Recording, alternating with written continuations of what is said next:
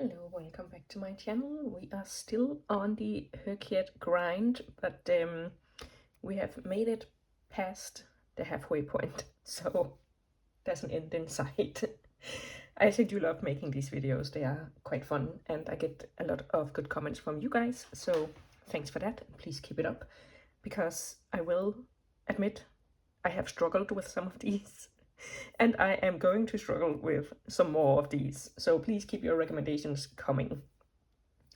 We have made it to numerical titles, and that is basically a number in the title from 1 to 10 and then a random number. So that could be anything from 11 upwards, I guess. As you can see, I have already made a little progress on this one because I read 9 Lives by Peter Swanson. But let's start from the beginning with a 1. I have, first of all, some recommendations for you and then my own TBR. So you could read One of Us is Lying by Karen M. McManus. This is like young adult mystery thriller crime thing. And this is basically 5 people go to detention and only 4 come back out because one of them is dead. And this is following like the investigation, trying to figure out which one of these 4 did it, and also following these 4 trying to prove their innocence all together. Yeah, I really enjoyed this one. So if you do like the like YA mystery thriller, then this could be for you. We also have Ready Player One by Ernest Cline. This is a sci-fi dystopian where you basically spend your entire life in an alternate universe, like a, what's it called, a game basically. And this follows a guy who is just trying to live his life, and he uncovers a conspiracy that is maybe more sinister than you would think. Then we also have One Last Stop by Casey McQuiston. This is a queer romance. This woman gets on the subway. She meets another woman there. They hit it off, but yeah, of course, it's just like a meet cute on a subway, but the first woman wants to find the second woman, and it turns out that this second woman is always on the subway because she is stuck in a time loop. So they try to figure out how to get her out of this time loop. And I really enjoyed this one.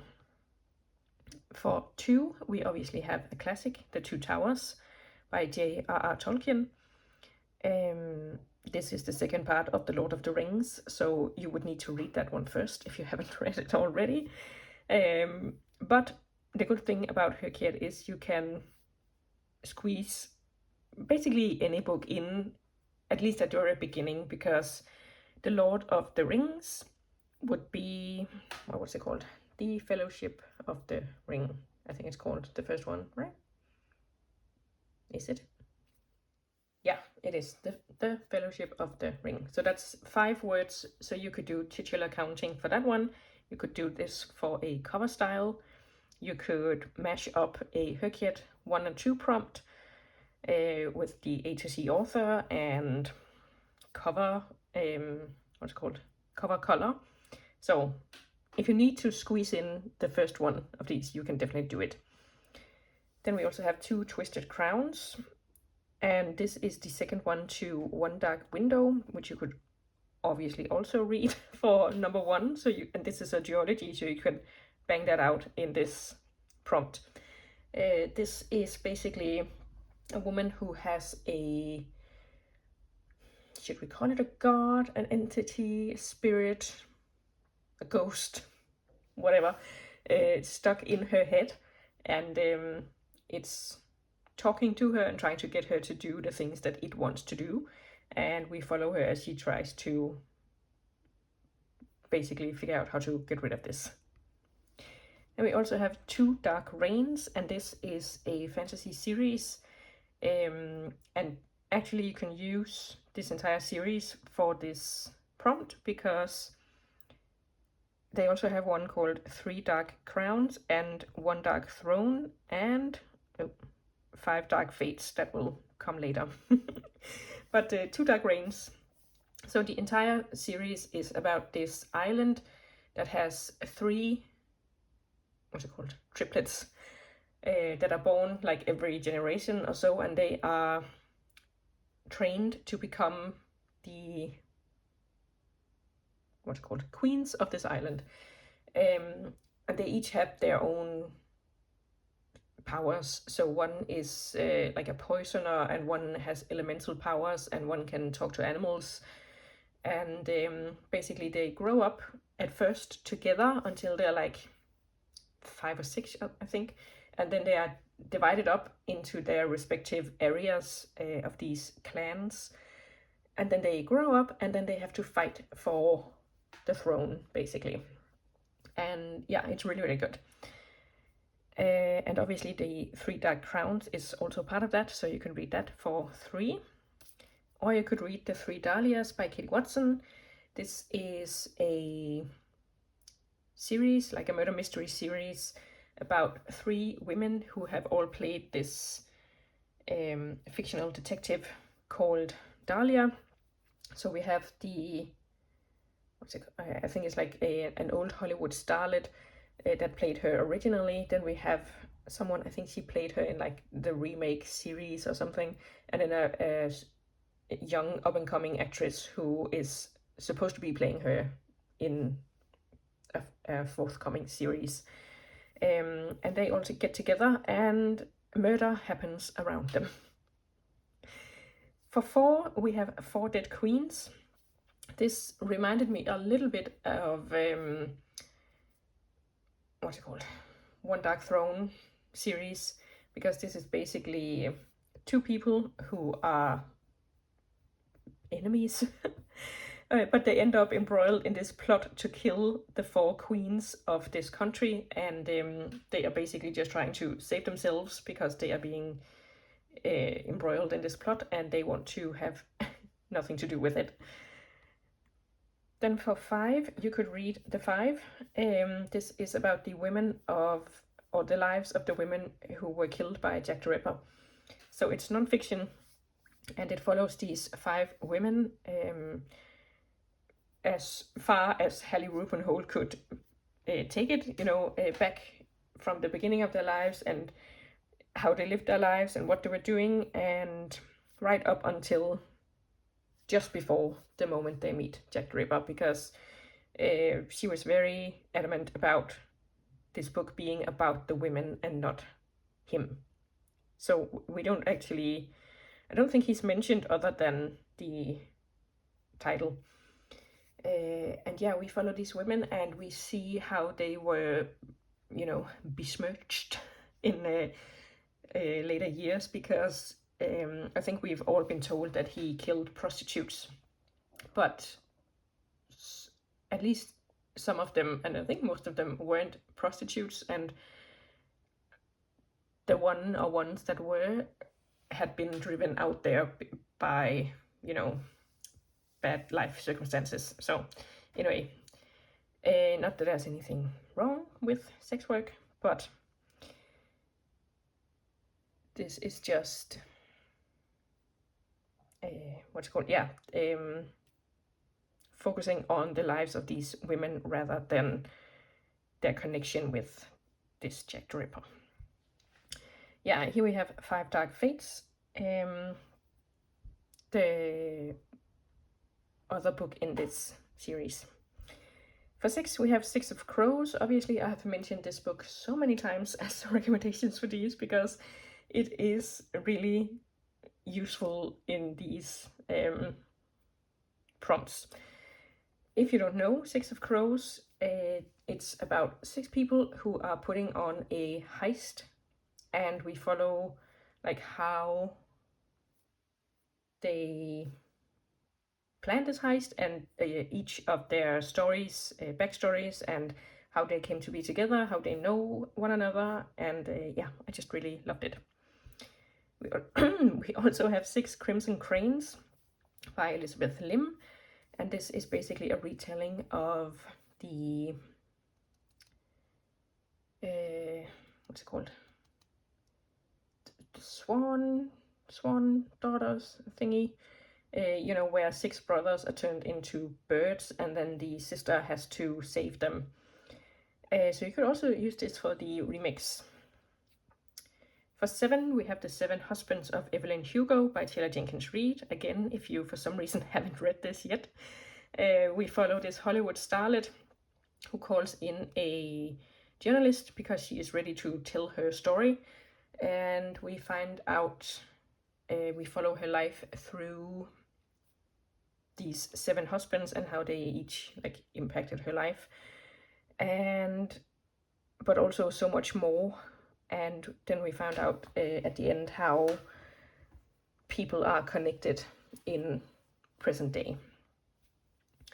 We also have The 7.5 Deaths of Evelyn Hardcastle. This is a really experimental, I don't know if I would call it that, but it's a different type of writing, because basically it's about this guy who wakes up, doesn't know where he is, what he's doing, who he is, and he figures out that there's this manor house, and he goes there, and it turns out there's a murder mystery going on, and he tries to solve it, but every day he wakes up in the body of someone new. So that brings its own set of troubles and tribulations to trying to solve this case. And that's a big twist, so really good. For 8, we have 8 Perfect Murders by Peter Swanson, and this is about a bookshop owner who writes a blog, and his bookshop is specialized in thriller, mystery, crime books. So he writes this blog post about what he deems are 8 perfect murders from literature, and turns out someone is following this post and killing people like this, and so far getting away with it because these are 8 perfect murders. For 9, we have 9 Liars by Maureen Johnson. This is technically part of the Truly Devious series, but in my opinion, I think you can read it as a standalone. Of course, there is some personal relationships and stuff that you would miss, but the mystery itself doesn't really have anything to do with the original trilogy.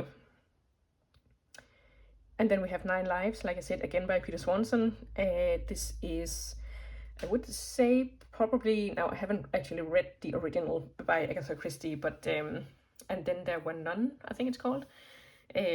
So basically, it's about these people who are being picked off by a murderer, and the people are trying desperately to find a connection, because right off the bat there is no connection at all.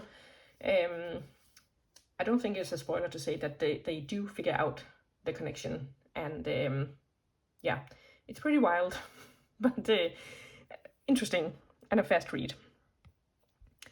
Then for 10, we do have 10 minutes and 38 seconds in This Strange World by Elif Shafak. This is about a woman who ends up dead, and it takes 10 minutes and 38 seconds for her to actually die. And during those 10 minutes and 38 seconds, we get flashbacks to her life and how she came to be where she ended up. And we also follow her friends and what they are doing after, in order to give her the ending of this life that she deserves. This is literary fiction, so it wasn't really for me, but if you like literary fiction, I think this could be for you. Then for a random number, you could read Kim Ji-young, born 1982. This is I believe, Korean book about this woman born in 1982, and then we basically just follow her life through the ages. And it basically just shows the misogyny and the way that women are treated in Korean society, and what's expected of them. And even I think I was just about to spoil it, so I won't. If you want to read it, I think it was meant to be a sort of, every woman has had at least some of these experiences, And I think I remember, it's been a while since I read it, but I do remember thinking like, yeah, I can recognize that in my own life, even though I'm not Korean. So yeah, a little bit depressing, but you know, maybe get the men in your life to read it. As for myself, I have gathered together a little bit of a TBR. So first up is Proto: How One Ancient Language Went Global by Laura Spinney. And this sounds really interesting because it's about, I'm assuming, Indo-European. Maybe I shouldn't assume, but anyway, I tried reading The Wheel and the Horse or something, also about like Indo-European language and how it evolved and blah blah blah, but that was so boring. So hopefully this one turns out better. If not, I can also read One Day Everyone Will Have Always Been Against This. I want to read this either way, so this might be the one that crops up first, but about the genocide in Palestine and how, you know, one day when it's safe, everyone will be like, "Ooh, I was always against that." Where you're like, now is the time that matters. You need to show your colors now, otherwise it's not gonna count, you know? Then for 2, I have Do You Dream of Terror 2? And honestly, no idea what it's about. And I have started thinking about this because I have a tendency to go into books just completely blind. And I'm not sure that that's helping my, you know, average rating for the year, because I do end up with a lot of 3-star books and quite a lot of DNFs.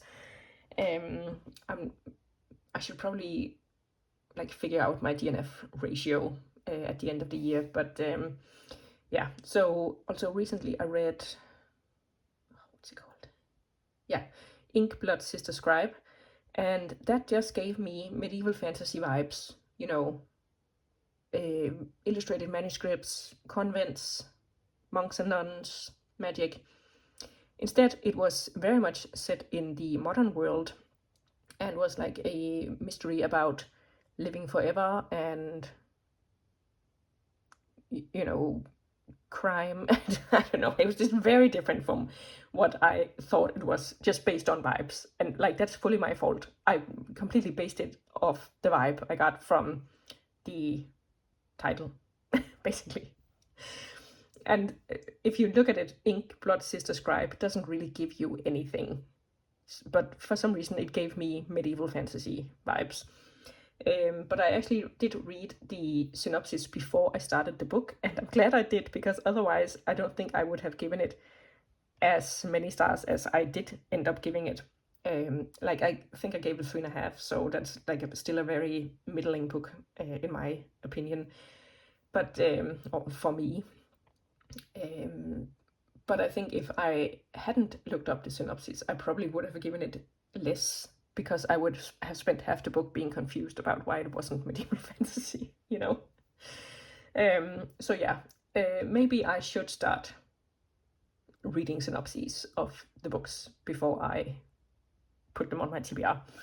But I didn't for this one, so here we are. Then we have The 3 Lives of Kate Kay. And this sounds a little bit like The 7 Husbands of Evelyn Hugo. Like, there's a writer who has been writing under a pseudonym, and she wants to, what's it called, step forward and reveal who she really is. And apparently there was some incident in her past that she has been running from, so I'm assuming she wants to face that head on. Then for 4, I actually struggled to find something, because all the things that had a 4 in the title was some, you know, like 2015 dystopia, young adult, which wasn't really up my wheelhouse. So I found this one, The Omnivore's Dilemma, A Natural History of 4 Meals. I did read the synopsis on this one. And it's, admittedly, I didn't get a lot from it, so I don't know. But basically, it seems to be a nonfiction about what we eat and how that affects both us and the world around us. So I'm assuming there's gonna be like some climate change, some nutritional facts. I don't know. I guess we'll see if I don't find anything else with 4 in the title. Then for 5, we have 5 Broken Blades. And this is a full series. So I think that also, oh yeah, that has 4 in the title actually. I remembered, yeah, I did find that one after 5 Broken Blades, because 5 Broken Blades is, in my mind, it sounds a little bit like 6 of Crows, where there are like 5 people, different, what's it called, strengths and skills, and they get together to achieve a goal. And obviously the second one in that book is called 4 Ruined Rounds. So if you like the first one, I have my 4 book covered here as well. And the third one is called 3 Shattered Souls. So technically I could read this entire series and use it for this prompt. Then for 6, I found the 6 Deaths of the Saint by Alex E. Harrow. I only just now noticed that it's Amazon Original Stories, so I don't think I'm gonna be able to source this one, but we'll see, I guess. I did recently read The Everlasting by Alex E. Harrow. I'm pretty sure that was by her. Yeah, that was by her. The Everlasting by Alex E. Harrow, and really loved it. 5 stars, my favorite book of the year so far. So I thought this might have something to do with it. It doesn't sound like it, but it sounds like sort of up the same alley, so I figured that would be good to read. For 7, I am actually currently reading The 7 Moons of Marley Almeida. I'm not sure how I like it, because it's very much literary fiction, and that is not my wheelhouse. But basically this is about a person who dies, and they end up in this like afterlife bureaucracy thing, where they're told they have 7 moons, and I assumed that was 7 months, but it's actually 7 days. So they have 7 days to figure out what they want to finish in the world before they can move on. So far they have reached this front desk at the afterlife and gotten this information, and then another spirit has, or is trying to convince them not to follow this plan, but instead to stay as a ghost in the in-between. So I guess we'll see where that is headed. Otherwise, you could read 7 Days in June. This is a romance, also not my wheelhouse, but it does come highly recommended from a lot of people across BookTube. So basically these 2 people meet up and they are trying to fight the chemistry they have, because it turns out that they actually met when they were young adults, I think, and they had like a whirlwind romance in 7 days, and now they can't really forget that happened. So they're trying to navigate that and also their new feelings. For 8, we do have a Pathogenesis, a history of the world in 8 plagues, because I think that's really interesting. I don't know why I'm so interested in like sickness and death in ancient history, but yeah, I'm assuming it does what it says on the tin. So otherwise I could read The Village of 8 Graves. This is a Seishi Yokomisu's series about, it's basically, I would call it like Japanese Agatha Christie. There's this detective who is going around solving cases, being eccentric. I read the first one and enjoyed it well enough. This is the 3rd one, so I do need to read the 2nd one if I want to get here. And then also 9 Lives, like I said before, I really enjoyed it. So if you like that type of, you know, people are dying, maybe there's a connection, figure it out, try to stop it, all that, then you could enjoy this one. I also struggled to find a book with 10 in the title, but I did find China in 10 words, because I do want to learn more about China, because I just feel like it's such a big country and such a big impact on world economy and world politics, but I don't know anything, because we're basically not taught anything except, you know, China is bad. So I want to try to sculpt my own opinion on that. And then for a random number, I picked 12. So we have a history of the world in 12 shipwrecks. And again, I'm assuming it does what it says on the tin, taking 12 specific shipwrecks and then going out into the world and seeing what it was like at the time that these shipwrecks happened and what they can teach us about the world at the time. I did study maritime archaeology, so this is very interesting to me. And yeah, that was it.